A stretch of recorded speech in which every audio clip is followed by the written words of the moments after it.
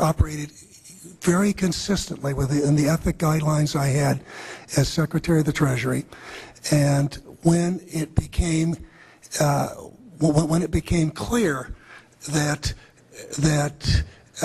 we had some very significant issues with Goldman Sachs and with why didn't you recuse yourself with Morgan Stanley, what I did then, it would have been very wrong for me to recuse myself. What I did was I went and got a waiver from the ethics agreement, because when we had concerns... Who is in charge of the ethics agreement? What? Who's in charge of the ethics agreement that you got a waiver? We have a Office of Ethics at Treasury, and we have a White House ethics office. So you got it from the legal counsel from the White House? We got it from the government ethics office. So we had Snow, we had Paulson, now we have Geithner. All these people cut from the same bowl of cloth. These are not independent Treasury secretaries. They're part of the problem, not part of any solution. And it would have been nice to see President Obama effect some change in Treasury, but of course, he went and got a Wall Street insider as his Treasury Secretary. Everything that's speculative, parasitical, cancerous, bloated from all these administrations, going back to Carter and even beyond, comes together in the Obama administration. With Volcker, with Summers, who's part of the economic crimes under Clinton, the guy who brought you derivatives and the abolition of the Glass-Steagall firewall. You could not have gotten a more perfect setup for a takeover from a previous government, the Bush regime, than the Obama regime.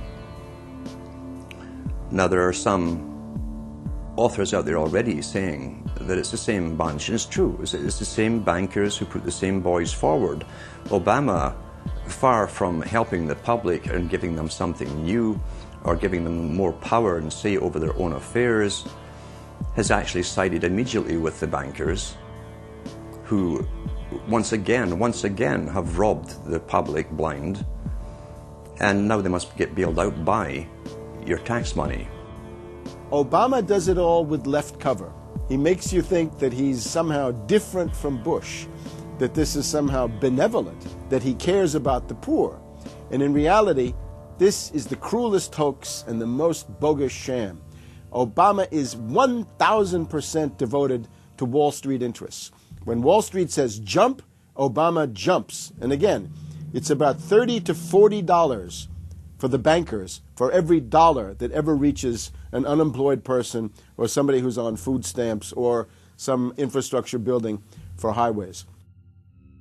The hope with the Obama administration was that it would move us beyond this.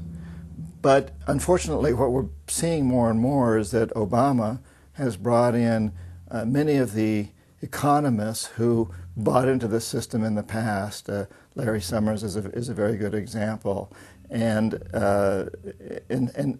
so many of his economists, many of the people there, you can really almost at this point relate Obama to Hoover, who did something similar in his presidency, as opposed to Franklin Roosevelt, for example, who brought in a very fresh team.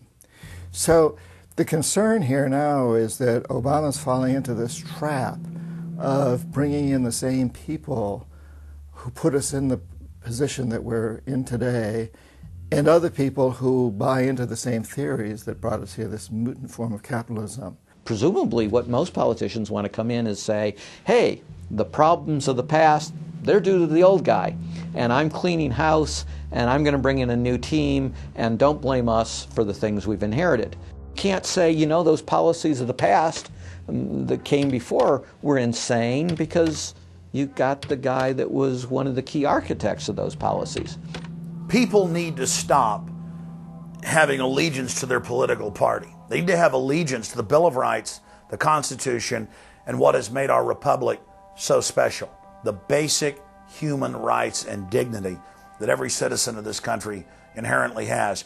Not because it's some right given to us by government, but because our Bill of Rights, our Constitution, enshrines that these are inalienable rights given to us by God, that we inherently have as sentient, free, conscious beings. But instead the public cheers on the Republicans as they win, or cheers on the Democrats as they defeat the Republicans. It's an endless, staged, gladiatorial event, special interest own both parties, and they project this false left-right paradigm up as like a movie screen. And behind that, behind the throne, the establishment is able to control our society and engineer it into this high-tech police state. If you try to let the finance oligarchs who created the crisis turn around and say they're the doctors who are going to get you out of the crisis, they will dig you deeper and deeper into the bottomless abyss of world economic depression, financial collapse, and disintegration.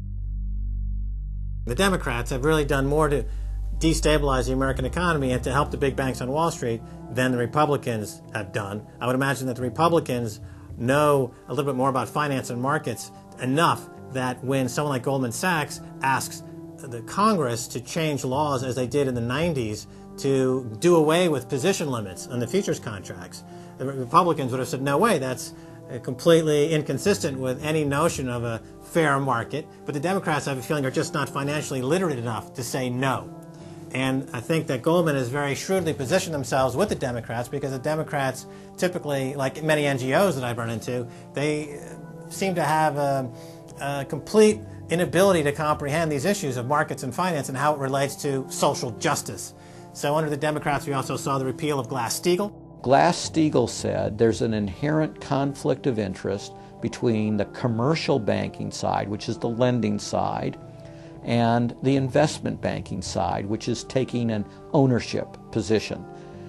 And we have to end this conflict of interest by separating these two entities. You can have investment banks and you can have commercial banks, but they have to be separate. Do you think that the repeal of Glass-Steagall was a tragic mistake? No, I don't think so.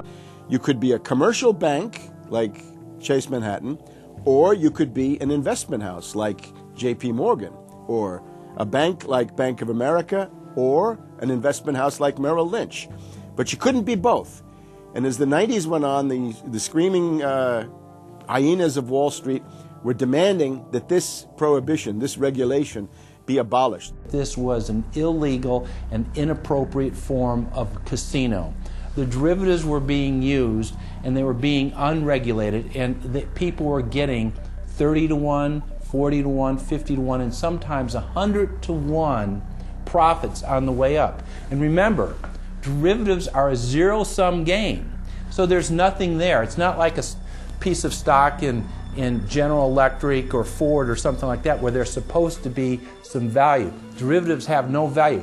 But the very people, Summers and Gettner and all the people at Goldman Sachs and J.P. Morgan who created these things, made not millions or billions, but trillions on the way up. And now that these things are crashing, the very same folks are now put in charge of regulating these things and in charge of the bailout, and they are giving money to the very rascals that created this problem, took the profits. The problem cannot be fixed.